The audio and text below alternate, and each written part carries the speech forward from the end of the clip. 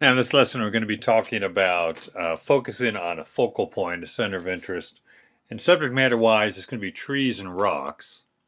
I guess water also, but focus here is trees and rocks. And thinking in terms of what's important and eliminating a lot of the stuff that isn't, or eliminating everything that isn't important. This is the image I'm going to be painting. This is Sabino Creek and Sabino Canyon in Arizona. And in all these images, there's a lot of stuff going on, a lot of detail, and a lot of decisions to be made of what to put in and what not. Some of it's easy, like these trees over here. Obviously, they're not part of the focal point. Even these over here aren't. And, things obvious like the trucks in here, nobody cares about those.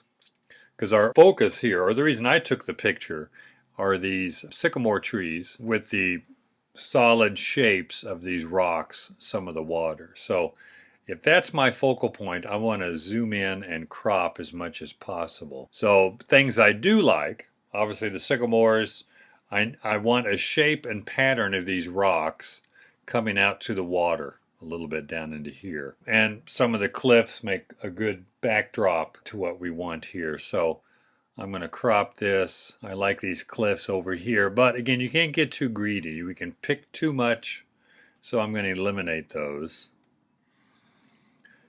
And probably the best composition here is either a vertical or a square.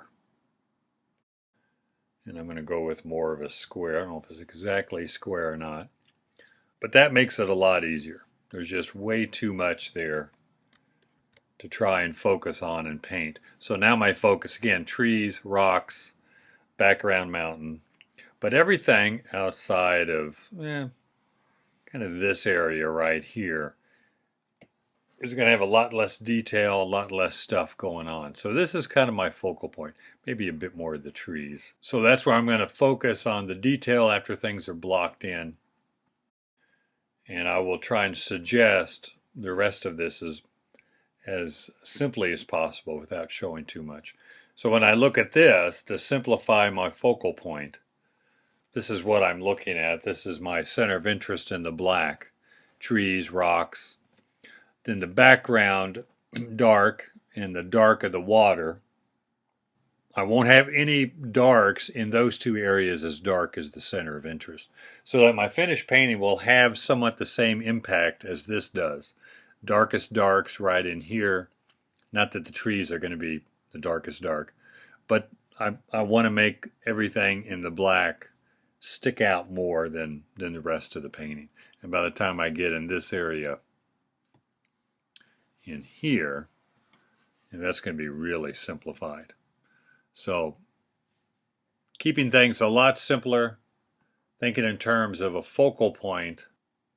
Even if I start from that focal point and move out, that helps me get what's important down first, and then the peripheral stuff, all that's left to do, I can keep it real simple. Looking at a couple of images, there's always options in some paintings where this could be a focal point here, and just eliminate the tree because that has a nice. I like the tree back in here. Nice dark and light shapes, nice counterbalancing lines here. Real nice composition there. Right in here as well with this sycamore, these rocks.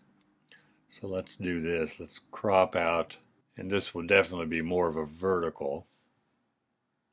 Now my focal points, the tree, the rocks, everything else is just kind of supportive shapes to that center of interest. This has a real nice flow to it also, starting down here. In this case, the lights kind of flow up this way and they angle out that way. So nice composition there. And again, more of a vertical. When the trees tend to be more of the center of interest, kind of zoomed in a little bit, you're going to have a little bit more of a vertical composition or square.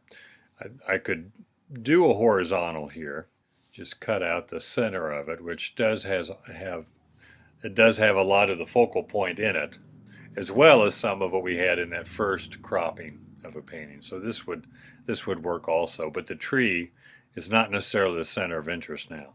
Maybe the rocks in here or pushing a color on the trees back in the background can make them the focal point. Last one here, this is in Sabino Canyon in Arizona. And here the focal point is, for me, the reason I took the picture is right in here. So I want to go ahead and crop it, get some of the surrounding rocks, but not too much. I do like the flow of the water running down the stream, so that kind of flows this way, or flows from the bottom up the tree and out. And I've cut out a lot of those smaller rocks in the foreground. So a lot of this on the side and on the bottom is cut out. You look at a photograph you like and there's a lot there you want to include, but make the decision what the center of interest is and force yourself to really simplify and eliminate a lot of the other stuff.